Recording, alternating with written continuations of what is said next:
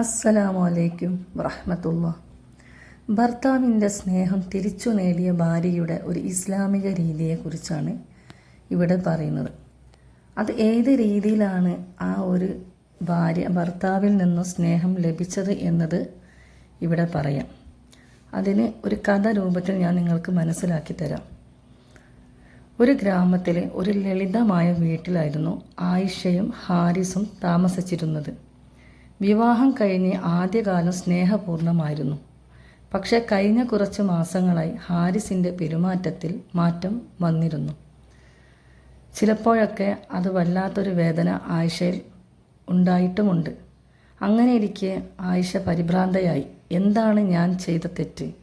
എവിടെയാണ് ബന്ധം തളർന്നു പോയത് എന്ന ചിന്തകൾ കൊണ്ട് ആയിഷയെ വല്ലാണ്ട് അലട്ടുന്നുണ്ടായിരുന്നു. ഒരു രാത്രിയിൽ ഹാരിസ് ഉറങ്ങിക്കഴിഞ്ഞപ്പോൾ ആയിഷ ഖുർആൻ പാരായണം ചെയ്യുകയുണ്ടായി. അവളുടെ കണ്ണിൽപ്പെട്ടത് സൂറത്ത് റൂമിൻ്റെ 21-ാമത്തെ വാക്യമായിരുന്നു. അവൻ നിങ്ങളിൽ നിന്നു തന്നെയാണ് നിങ്ങൾക്കായി കൂട്ടുകാരെ സൃഷ്ടിച്ചത്. നിങ്ങളും അവരിൽ സമാധാനം കണ്ടെത്തണം എന്നതിനാലാണ് അവരിടയിൽ സ്നേഹവും കരുണയും സ്ഥാപിച്ചതും അതിൽ ചിന്തിക്കുന്നവർക്കായാണ്. ഈ ഒരു വാക്കുകൾ ആയിഷയെ ശക്തമായിട്ട് ബാധിച്ചു. അവൾ പടച്ച റബ്ബിനോട് പ്രാർത്ഥിച്ചു. ഹാരിസിൻ്റെ, അതായത് തൻ്റെ ഭർത്താവിൻ്റെ ഹൃദയത്തിൽ എനിക്കായുള്ള സ്നേഹം പുനരുജ്ജീവിപ്പിക്കുക പടച്ച റബ്ബിനോട് ദുആ ചെയ്തു. അവളുടെയൊക്കെ സമീപനം മാറിയിരിക്കുന്നു. ആയിഷ ഭർത്താവിൻ്റെ കാര്യങ്ങളിൽ കൂടുതൽ ശ്രദ്ധ പുലർത്താൻ തുടങ്ങി. രാവിലെ ഹാരിസിൻ്റെ ഷർട്ടിനൊപ്പം ഒരു ചെറിയൊരു കുറിപ്പ് തയ്യാറാക്കി വെച്ചു. ഞാൻ നിങ്ങളെ ഒരുപാട് സ്നേഹിക്കുന്നു.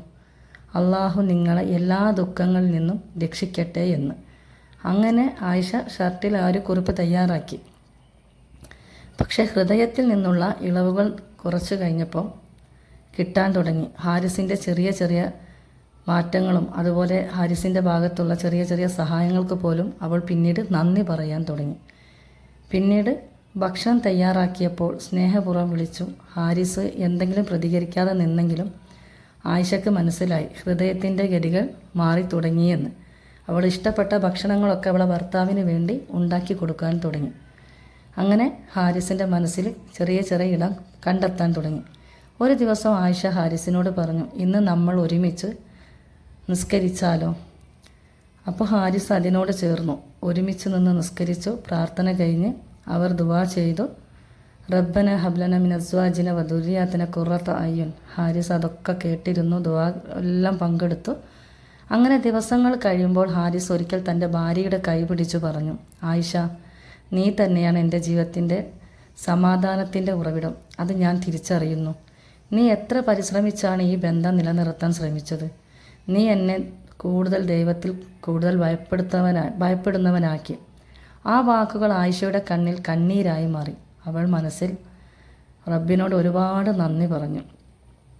അത് അവൾക്കൊരു ഏറ്റവും സമാധാനം എന്ന് പറഞ്ഞാൽ അവൾ ആ ദുആ പടച്ച റബ്ബ് കേട്ടു എന്നുള്ളതാണ്. ഈ ഒരു കഥയിൽ നിന്ന് നമുക്ക് ഓർമ്മപ്പെടുത്തുന്ന കാര്യം എന്താണെന്ന് വെച്ചാൽ, ദാമ്പത്യത്തിൽ മെയിനായിട്ട് വേണ്ട കാര്യങ്ങൾ എന്താ? സ്നേഹവും കരുണവും വളരെ അത്യാവശ്യമായിട്ടുള്ളൊരു കാര്യമാണ്. ഖുർആനിലും ഹദീസുകളിലും ഒക്കെ പറയുന്നത് പോലെ ഭാര്യ വളരെ ഭയഭക്തിയോടുകൂടി, ദൈവഭയത്തോടുകൂടി, ക്ഷമയോടുകൂടി, സ്നേഹത്തോടുകൂടി നടന്നു പോയാൽ ഭർത്താവിൻ്റെ ഹൃദയം മാറാതെ ഒരിക്കലും നിൽക്കില്ല. പടച്ച റബ്ബിൽ പ്രത്യാശ വെച്ച് ദുആ ചെയ്താൽ ബന്ധം പുതുവൽക്കരിക്കപ്പെടുക തന്നെ ചെയ്യും.